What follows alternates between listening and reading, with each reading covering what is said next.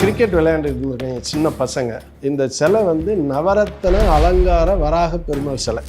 அந்த கிரீடம் வந்து முள்ளு மாதிரி இது பண்ணி கொஞ்சம் கோல்டு கலரில் அப்படின்னோடனே அந்த பசங்க வந்து சொல்கிறாங்க இது என்னமோ இருக்குது அப்படின்னு சொன்னோடனே அதுக்கு பிறகு தான் அதை தோண்டி எடுக்கிறாங்க.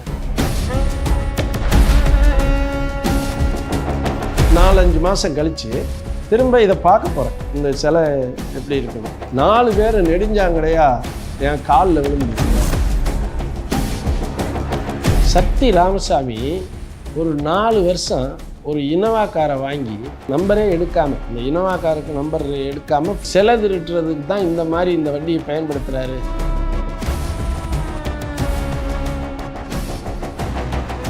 வணக்கம் சவுக்கு மீடியா நேயர்களே. திராவிட முன்னேற்றக் கழகம் கோவில் நிர்வாகத்தில் ஏராளமான மோசடிகளை செய்து வருகிறது என்று பிஜேபி உள்ளிட்ட கட்சியினர் குற்றம் சுமத்தி வருவதை நாம் பார்த்து கொண்டிருக்கிறோம். இத்தகைய சூழ்நிலையில் புதுக்கோட்டையில் ஒரு சில ஆண்டுகளுக்கு முன்பு கண்டெடுக்கப்பட்ட அதிக விலை வாய்ந்த அல்லது விலை மதிப்பிட முடியாத ஒரு புராதன சிலையை திராவிட முன்னேற்றக் கழகத்தின் ஒன்றிய செயலாளர் ஒருவர் திருடி விட்டதாக அந்த ஊரைச் சேர்ந்த ஒரு பயோடெக்னாலஜிஸ்ட் ஒரு புகாரை அனுப்பியிருக்கிறார். இது ஒரு அதிர்ச்சிகரமாக இருக்குது. ஒரு சிலை எப்படி திருட முடியும்ட்டு எனக்கும் வியப்பாக இருக்குது. இது என்ன நடந்துச்சு, எப்படி நடந்துச்சு அப்படின்றத அந்த பயோடெக்னாலஜிஸ்ட் டாக்டர் சவுந்தரராஜன் அவர்கள்ட்டே கேட்போம். சார் வணக்கம். வணக்கம். நீங்கள் ஒரு பெரிய குற்றச்சாட்டை சுமத்தியிருக்கிறீங்க. நீங்கள் முதல்வர் உள்ளிட்ட பலருக்கு நீங்கள் ஒரு புகாரை அனுப்பியிருக்கிறீங்க. இந்த புகாரில் 2020 ஒரு சிலை, கொரோனா பீரியட் இல்லையா, அப்போ ஒரு அரிய வகை சிலை வந்து ஒன்று கிடைத்து அது அரசிடம் ஒப்படைக்கப்பட்டு அதற்கு பிறகு அது திருடு போய்விட்டது அப்படின்னு சொல்லியிருக்கிறீங்க. இது ஒரு பெரிய குற்றச்சாட்டு, சரிங்களா? ஃபஸ்ட்டு உங்களை பற்றி சொல்லிக்கோங்க சார். நீங்கள் பயோடெக்னாலஜிஸ்ட்டு, எங்கே படிச்சிங்க, என்ன வேலை பார்த்தீங்கன்னு விவரத்தை சொல்லிவிடுங்க. நான் வந்து ஒரு நுண் உயிரியல் வல்லுநர், இங்கிலீஷில் மைக்ரோபயாலஜிஸ்ட்டுமாங்க. நான் அந்த துறையில் வந்து ஒரு அதீதமான ஆராய்ச்சிகள் பண்ணிக்கிட்டு இருக்கோம். எங்கள் ஊர் வந்து கரகத்தி கோட்டை, மணமேல்குடி தாலுகா, புதுக்கோட்டை மாவட்டம். எங்கள் ஊரை வந்து நல்ல ஒரு வளமையான ஊராக வாக்கணுங்கிறது எங்களுடைய பெரிய ஒரு முயற்சி. அந்த முயற்சியில் புதுக்கோட்டை மன்னர் பரம்பரையிலேருந்து வந்தவங்களை கூட அதுகளில் ஈடுபடுத்தி நிறைய வேலைகள் செஞ்சுட்டு வர்றேன்.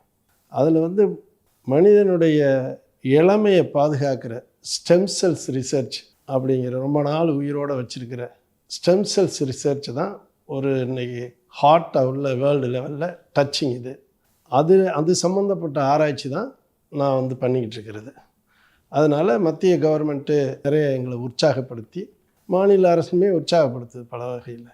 இந்த மாதிரி பண்ணிக்கிட்டு வர்றப்ப கொரோனா சமயத்தில் எனக்கு மட்டும் திருச்சி போலீஸ் கமிஷனர் எங்கே வேணாலும் போகலாம் அப்படிங்கிற ஒரு பெர்மிஷனை கொடுத்து நான் வந்து அந்த ஆய்வுக்காக வேண்டி நாங்கள் போனோம். ஏன்னா அந்த கொரோனா வியாதியோடு தொடர்புடையது தான் உங்கள் ரிசர்ச்சு.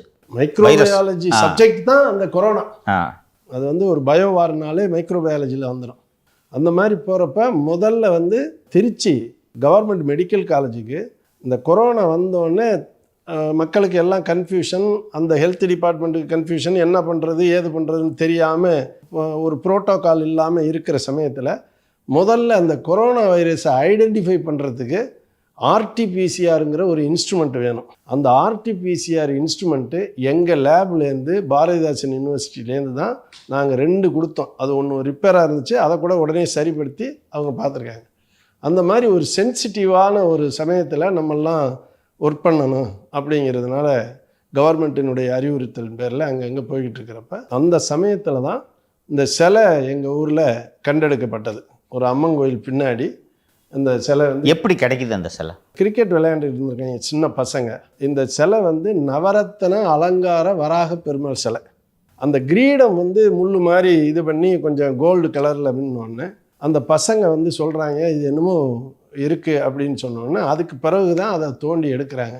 அதை தோண்டி எடுத்து இது வெறும் அபரிவிதமான ஒரு பெரிய வேல்யூவான ஒரு சிலைங்கிறதுனால இதை வந்து நம்ம என்ன பண்ணலான்னு அவங்களுக்கும் ஒரு கன்ஃபியூஷனில் இருந்ததுனால எங்கள் ஊரில் நம்ம குடும்பம் கொஞ்சம் பெரிய குடும்பம், நாங்கள் முடிவெடுக்கிறது கொஞ்சம் அவங்களெல்லாம் கேட்டுக்குருவாங்க.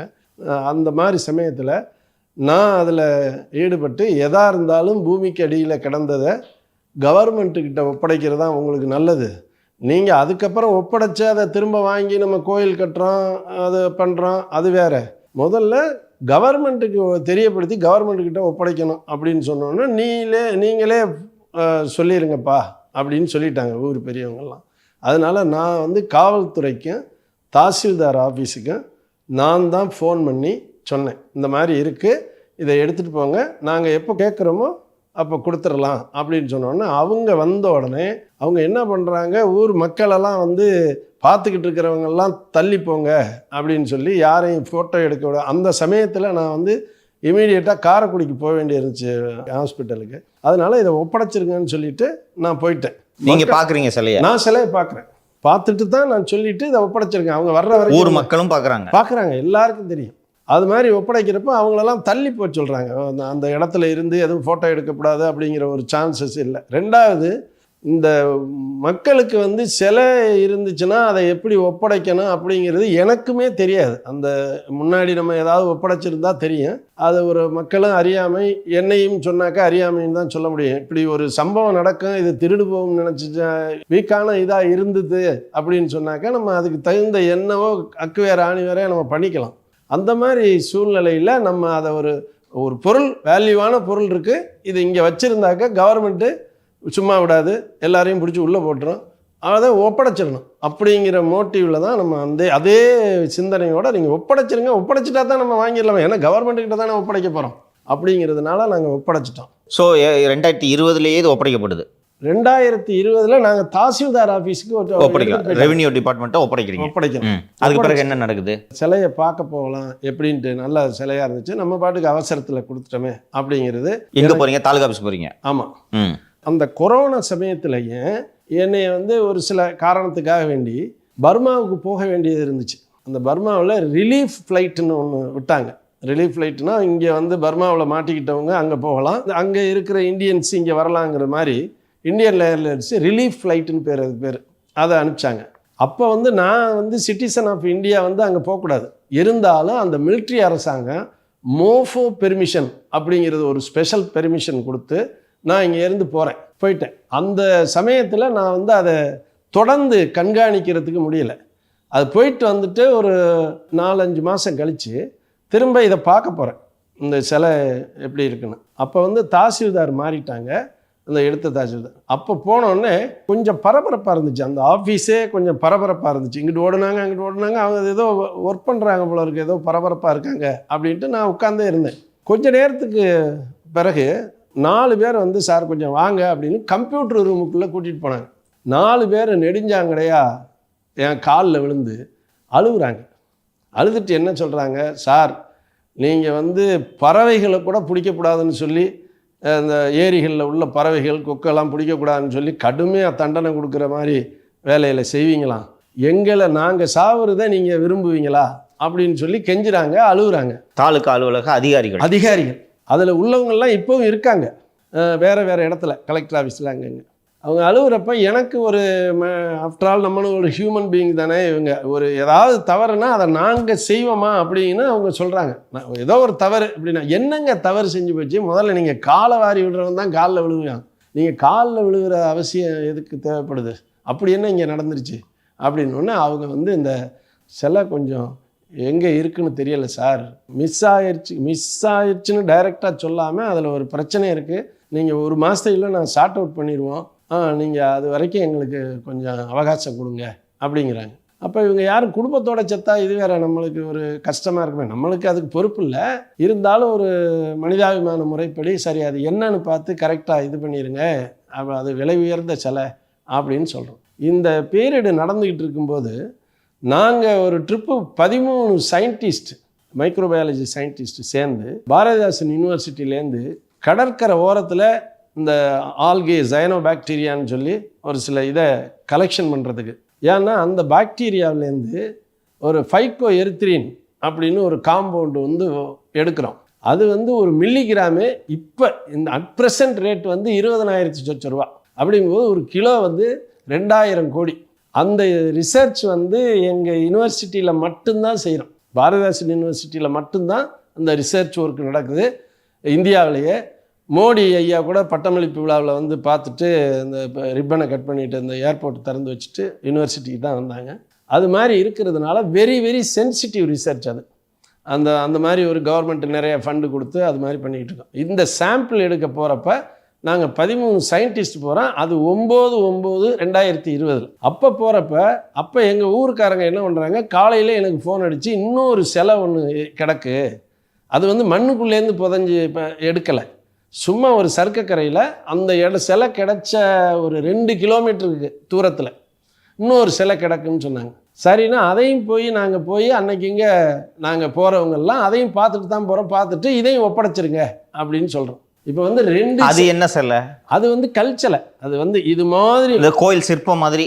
அதாவது அதில் வந்து சேரெல்லாம் பூசி பூமியிலேருந்து எடுக்கலை, ஆனால் இதுலேருந்து கிடக்கு, இதுலேருந்து எடுத்த மாதிரி ஒரு இது இல்லாமல் கிடக்கு.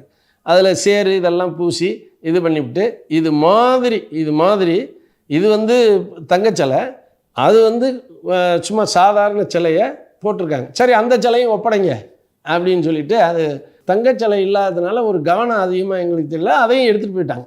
அதையும் அவங்க வருவாய்த்துறை அதிகாரி போலீஸ் இன்ஃப்ரண்ட் ஆஃப் போலீஸ் எடுத்துகிட்டு போயிடுறாங்க. எடுத்துகிட்டு போயிட்டு அதுக்கு பிறகு ஆனந்த்னு ஒரு ஐஏஎஸ் டைரெக்டாக வர்றப்போ அவர்கிட்ட போய் சொல்கிறேன், இந்த மாதிரி 2 சிலை எடுத்திருக்காங்க, கொடுத்துருக்கோம், ஒப்படைச்சிருக்கோம், அதை வந்து நீங்கள் வந்து என்ன ஆச்சு ஏதாச்சுன்னு கண்டுபிடிக்கணும், அதை காட்சிப்படுத்தணும் அப்படின்னு ஓரலாக சொல்கிறப்ப அவர் என்ன பண்ணுறாரு, கொஞ்ச நாள் இருந்த உடனே கிளம்பிடுறாரு. இது பெரிய விவகாரமாகும் போல இருக்குன்னு சொல்லிட்டு டக்குன்னு மாறி போயிடுறாரு வந்த சீருக்கு. அது மாதிரி அடுத்தடுத்து கேட்கும்போது நான் எப்போ போய் ஃபோர்ஸ் பண்ணி இந்த சிலையை காமிக்கலைனாட்டி நீங்கள் எல்லோரும் உள்ளே போயிடுவீங்கன்னு சொல்கிறனோ, அதுலேருந்து 2023 அதுலேருந்து ஒரு வாரத்தில் தான் வந்து இந்த கற்சிலையை வந்து இங்கே ஆர்கியாலஜிக்கல் டிபார்ட்மெண்ட்லேயே எங்கேயோ வந்து ஒப்படைச்சிருக்காங்க. அதாவது 3 வருஷம் கழிச்சு. அதுக்கப்புறம் இப்போ வந்து நாங்கள் வந்து கம்ப்ளைண்ட் பண்ணி சிலை திருட்டு பிரிவு எல்லாத்துக்கும் கம்ப்ளைண்ட் பண்ணோடனே இவங்க போனோடனே அவங்க வந்து திருடு போச்சுங்கிறத உண்மையை ஒத்துக்கிட்டாங்க. அவங்க ஸ்டேட்மெண்ட் என்ன சிலை திருட்டு பிரிவு சொல்லுதுன்னா, உண்மையை ஒத்துக்கிட்டாங்க, திருடு போயிடுச்சுன்னு, கருவூலத்தில் வச்சுருந்தது திருடு போயிடுச்சு அப்படின்னு சொல்லி. ஆனால் அந்த சிலையை திருடுனவன் பயந்துக்கிட்டு கொண்டு போய் ஒரு இடத்துல போட்டான். அந்த சிலை தான் இந்த சிலைங்கிறாங்க. இது என்ன பெரிய வாழைப்பழத்துக்கு அதை மாதிரி இருக்கேன்னு சொல்லிட்டு ஊர் மக்கள்லாம் பெரிய இது எல்லாருக்கும் தெரியப்படுத்தி இதை வந்து உண்மையான சிலையை நம்ம கண்டுபிடிக்கணும், வேல்யூவான சிலையை திருடிட்டாங்க, இது இந்த மாதிரி நடந்துகிட்டு இருக்கு. இப்போது இதில் நீங்கள் இந்த மணல்மேல்குடி வடக்கு ஒன்றிய திமுக செயலாளர் சக்தி ராமசாமின்றவர் வந்து இந்த சிலையை திருடி இருக்கக்கூடும் அப்படின்ட்டு நீங்கள் உங்கள் புகாரில் தெரிவிக்கிறீங்க. அவருக்கும் இதுக்கும் சம்மந்தம் இருக்குன்னு எந்த அடிப்படையில் நீங்கள் முடிவு பண்ணுறீங்க? சக்தி ராமசாமி ஒரு 4 வருஷம் ஒரு இனோவா காரை வாங்கி நம்பரே எடுக்காமல், அந்த இனோவா காருக்கு நம்பர் எடுக்காமல் ஃபார் ரிஜிஸ்ட்ரேஷன் போட்டு ஓட்டுவார். அப்புறம் வந்து அதுக்கு வேறு நம்பர் பிளேட்டு வச்சுட்டு போவார். இது வந்து ஏற்கனவே போலீஸ்லேயே அந்த பல டிபார்ட்மெண்ட்டுகள்லேயே பதிவு பண்ணியிருக்காங்க. பதிவு பண்ணி அவரை பிடிச்சி எல்லாம் இது பண்ணியிருக்காங்க. அந்த சமயத்திலேயே இவர் சிலை திருட்டுறதுக்கு தான் இந்த மாதிரி இந்த வண்டியை பயன்படுத்துகிறாரு அப்படிங்கிற ஒரு இதுவும் இருக்குது. அதை விட இப்போ அவருக்கு எந்த பிஸ்னஸும் இல்லை. ஒரு பேப்பர் டெய்லி வீட்டில் போடுறவனையே காசு கேட்டாங்கிறதுக்காண்டி அடித்த சம்பவமும் இருக்குது. மட்டன் வாங்க போகிற இடத்துல காசு பாக்கி இருக்கிறதுனால உனக்கு மட்டன் கொடுக்க மாட்டேன் அப்படின்னு சொல்லி அவனை அடிக்க போகிற கதையும் இருக்குது. அவ்வளவு அப்படி பொருளாதாரத்தில் இருக்கிறாள். அவர் இப்போ வந்து கோடிக்கணக்கான ரூபாய்க்கு சொத்துக்களை வாங்கி குவிக்கிறாரு, எந்த பிஸ்னஸும் இல்லாமல். அதே மாதிரி மணமேல்குடி நல்ல ஊர், அது அற்புதமான ஊர். அது வந்து குலச்சிறை ஆழ்வார்னு சொல்லி ஒரு 63 நாயன்மார்களில் ஒருத்தர் அங்கே இருந்தவர். அந்த மாதிரி உள்ள ஊரில் ஒரு பிராந்தி கடை தான் இருக்கும். இவர் 3 பிராந்தி கடை எடுத்துகிட்டு 24 மணி நேரமும் இவர் ஆளை வச்சு விற்றுக்கிட்டு இருக்கிறார், எல்லாரையும் குடிகாரராக்கி. இது இப்போது அவருக்கு பணம் வந்திருக்கு, வேறு ஏதாவது ஒரு சட்டவிரோத பிஸ்னஸ் கூட அவர் செய்யலாம், போதை மருந்து கூட கடத்தலாம். சிலை தான் திருடினார்னு எதை வச்சு சொல்கிறீங்க? சிலை திருட்டில் அவர் ஏற்கனவே அந்த மாதிரி பண்ணுற அவர் மாதிரி ஒரு அவர் மேலே அந்த மாதிரி புகார் இருக்குது. சரி, நீங்கள் இப்போ இவ்வளோ அத்தாரிட்டிஸ்க்கு புகார் அனுப்பியிருக்கிறீங்க, இதில் ஏதாவது விசாரணைக்கு உங்களை அழைத்தார்களா? நீங்கள் உங்கள் பேர் போட்டு தொலைபேசி எண்ணெலாம் போட்டு தான் நீங்கள் இந்த புகாரை அனுப்பிச்சிருக்கீங்க. அதாவது நான் புகாரை அனுப்பிச்ச எண்ணெயை மட்டும் கூப்பிட மாட்டேங்கிறாங்க. இப்போ சமீபத்தில் ஒரு தடவை இந்து முன்னணிக்காரங்க ஊருக்கு எங்கள் ஊருக்கே வர சொல்லி சிலை திருட்டு பிரிவு அங்கே போயிட்டு அவரை இன்சிஸ்ட் பண்ணி எங்கள் ஊரில் போய் 2 சிலையும் ஒரு சிலை தான் அப்படின்னு நீங்கள் எழுதி கொடுங்கன்னு சொல்லி அவங்க ஃபோர்ஸ் பண்ணி கேட்குறாங்க. அப்போ ஊர் மக்கள், அவங்க இந்து முன்னணி எல்லாரும் வந்து என்ன சொல்கிறாங்கன்னா, நீங்கள் வந்து சிலையை திருடு போயிடுச்சுன்னு தாலுகா ஆஃபீஸ்லேயே சொல்லிட்டாங்க. அப்படி சொல்கிறப்ப சிலையை திருட்டை கண்டுபிடிக்காம நீங்கள் ஊரில் 2 சிலையும் ஒரு சிலைன்னு எழுதி கொடுங்க அப்படின்னு எதுக்கு கேட்குறீங்கன்னா, அங்கே பிரச்சனையாகி அவங்க வந்து அந்த ஹிந்து முன்னணிக்காரர்கிட்ட என்ன சொல்கிறாங்கன்னா, நீங்கள் வந்து டாக்டர் சவுந்தரராஜன் பின்னணியில் தான் நீங்கள் வேலை செய்கிறீங்க அப்படின்னு சொல்கிறாங்களே ஒழிஞ்சு, அவங்கள்ட்ட ஃபோன் போட்டு கொடுங்க அப்படின்னு நான் அந்த சமயத்தில் திருச்சியில் இருக்கிறப்ப அவங்கள்ட்ட ஃபோனை கொண்டு போய் கொடுங்கன்னு சொன்னால், நான் எதுக்கு அவரோட பேசணும், அவரோட பேச மாட்டோம் அப்படின்னு என்னை வந்து அவாய்ட் பண்ணிக்கிட்டு வேறு என்னை எப்படியாவது வந்து சமாதானப்படுத்தி வேறு ஏதாவது பண்ண முடியுமான்னு யோசனை பண்ணுறதுக்கு அந்த மாதிரிலாம் வந்து பேசிகிட்டு இருக்காங்க. நீங்கள் இப்போ இது சம்பந்தமாக நீதிமன்றத்தில் எதுவும் வழக்கு தொடுக்க உத்தேசித்திருக்கிறீர்களா? என்ன ஐடியாவில் இருக்கு? வழக்கு தொடுக்கிறதுக்கு ரெடி ஆகிட்டு இருக்கேன். நீங்கள் இப்போ பேசிகிட்டு இருக்கும்போது சொன்னீங்க, ஒரு முறை வந்து ஒரு 2 வீலருக்கு பணம் கட்டாமல் ஃபினான்ஸ் கம்பெனிக்காரங்க வந்து தூக்கிட்டு அதுவும் ஒரு சம்பவம். அந்த அளவுக்கு தான் அவருடைய பொருளாதார நிலைமை இருந்தது. இன்றைக்கு கோடி கணக்கில் வந்து இப்படி பணம் வச்சிருக்கிறாரு, சேர்த்துருக்கிறாரு அப்படின்னு சொல்லிட்டு நீங்கள் சொல்கிறீங்க. அதெல்லாம் எல்லாம் கம்ப்ளீட்டாக ஷார்ட் அவுட் பண்ணி ஆதாரத்தோட எல்லா டிபார்ட்மெண்ட்டுக்கும் அனுப்பிச்சிருக்கேன். ஸோ ஒரு ஒன்றிய செயலாளர் தான், திமுகவோட பொதுச் செயலாளர் கிடையாது. பொதுச் செயலாளருக்கு அந்த கட்சியில் செல்வாக்கு இல்லை. அதனால ஒரு ஒன்றிய செயலாளர் தான் அவர். அவரால் இவ்வளவு பெரிய விசாரணையை ஒரு ஐடல் தெஃப்ட் விங்கோட ஏஜென்சி இதையெல்லாம் தடுக்க முடியும்னு நினைக்கிறீங்களா? அதை வந்து அவருக்கு மேலே யாராவது இருக்கலாம். இப்போ இந்த சிலை திருட்டில் வேறு யாராவது சம்மந்தப்பட்ட வேற பெரிய லெவலில் அவரை விட பெரிய லெவலில் யாராவது இருக்கிறவங்க கட்சியிலேயே இதுலையும். இந்த சிலை திருட்டை தவிர்த்து இவருக்கு இவ்வளவு பொருளாதாரம் வந்திருக்கிறதுக்கு வாய்ப்பே இல்லைன்ட்டு நீங்கள் நம்புறீங்க? எந்த பிஸ்னஸுமே இல்லாமல் திடீர்னு கோடிக்கணக்கில் இந்த ஊர் மக்கள் யாராவது போய் இந்த சக்தி ராமசாமியை கன்ஃபரண்ட் பண்ணுறதுக்கு முயற்சி செஞ்சுருக்காங்களா? அது நிறைய பேர் இருக்காங்க. இது கேட்டாங்களா அவர்கிட்ட வந்து அவர்கிட்ட கேட்குறவங்க இருக்காங்க, அவரோட சண்டை போடுறவங்க இருக்காங்க, எல்லாரும் இருக்காங்க. அதெல்லாம் இப்போ அவர் சரி பண்ணிடுறாரு. பணங்கன்னு கொடுப்பாரா இல்லை என்னன்னு தெரியல. சரி, இப்போது நீதிமன்றத்தில் வழக்கு தொடுப்பதன் மூலமாக இதில் விசாரணை நடக்கும் என்ற நம்பிக்கை உங்களுக்கு இருக்குதா? கண்டிப்பாக நடக்கும். ஏன் நடக்கும்னா, நீதிபதிகள் வந்து கரெக்டாக தான் இருக்காங்க. நீதிபதிகள் வந்து இப்படி ஒரு அபூர்வமான ஒரு சிலையை நம்ம கூட ஒப்படைக்கிறப்ப அந்த சிலை 2000 கோடி போகுது. அதில் உள்ள ஒரு கல்லுவே எனக்கு இப்போ தான் அந்த இதுகளெல்லாம் வந்து நவரத்னம்னா எங்களுக்கு ஒன்றும் அப்போலாம் ஒன்றும் தெரியாது. இப்போ அதை பார்க்க போகிறப்ப மற்றவங்கெல்லாம் சொல்கிறது, வெறும் சிலை தங்க சிலையாக இருந்தால் கூட அதுக்கு ஒரு எஸ்டிமேஷன் போட்டுடலாம். இது சில இது நவரத்ன அலங்கார வராக பெருமாள்னு சொல்லி அப்படி இருந்துச்சுன்னா, இதில் உள்ள ஒவ்வொரு கல்லும் 250 கோடி போகிற கல் இருக்கும். ஒரு கேரட்டே எத்தனையோ கோடி போகிற இதெல்லாம் இருக்கும். அதெல்லாம் வந்து அதுக்கு வேல்யூவே கிடையாது. எப்படி வந்து இந்த சக்தி ராமசாமிக்கு இந்த போன்ற சிலையை வியாபாரம் செய்யும் அளவுக்கு, ஏன்னா ஒரு இன்டர்நேஷ்னல் பையர்ஸ் தான் இதுக்கு வேணும். இதுக்கு மார்க்கெட் இருக்குன்றதை நானும் ஒத்துக்கிறேன். இதுக்கு ஒரு கலெக்டர்ஸ் இருக்காங்க, மார்க்கெட் இருக்குது. அது ஒரு பெரிய ஏரியா பிஸ்னஸ். அது ஆஸ்திரேலியா, உலக நாடுகள் முழுக்க இந்த சிலைகள் போகிறது. இந்த சக்தி ராமசாமிக்கு இது போல் இன்டர்நேஷ்னல் தொடர்புகள் இருக்குன்னு நம்புறீங்களா நீங்கள்? இருக்கலாம், நம்புகிறேன்.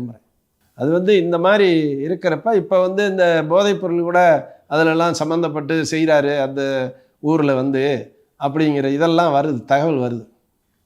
எஸ்பிசிஐடியிலேருந்து அவங்களுக்கு எஸ்பி ஆஃபீஸ்க்கெல்லாம் அனுப்பிச்சிக்கிட்டு தான் இருக்காங்க, தகவல் அனுப்பிச்சிக்கிட்டு இருக்காங்க. சரி, உங்கள் முயற்சியில் நீங்கள் வெற்றி பெற வேண்டும். சிலையை சீக்கிரம் கண்டுபிடிக்கிறதுக்கு அரசு நடவடிக்கை எடுக்கும் என்று நம்புவோம். நன்றி டாக்டர் சவுந்தரராஜன். உங்களுடைய மீடியா சார்பிலையும் நான் நன்றி கூறுறேன். உங்களை மாதிரி மீடியா வச்சுருக்கிறவங்க தான் இந்த மாதிரி பெரிய திருட்டை எல்லாம் நீங்கள் வந்து எல்லா பெரிய திருட்டோ சின்ன திருட்டோ கண்டுபிடிக்கணும். ஏன்னா இந்த மாதிரி அரிய சிலைகளை வச்சு நம்ம நாட்டில் வந்து ரிசர்வ் பேங்க்கு பணம் அடிக்கலாம். இப்போ உதாரணத்துக்கு 2000 கோடினாக்கா அதுக்கு வேல்யூ 2000 கோடி போட்டு நம்ம கரன்சி வெளியிடலாம். நம்மளுடைய பொருளாதாரமும் பாதுகாப்பாக இருக்கும். அது நம்ம நாட்டோட சொத்து, அவ்வளோதான். அங்கே இருக்கணும், அது கொண்டு வரணும். அதனால் நீங்கள் வந்து அதில் ரொம்ப இதில் வந்து முயற்சி எடுக்கணும். நீங்களும் முயற்சி எடுக்கணும். எங்களால் முடிஞ்ச முயற்சியை நாங்கள் பண்ணிக்கிட்டு இருக்கோம். வாழ்த்துக்கள் டாக்டர். நன்றி.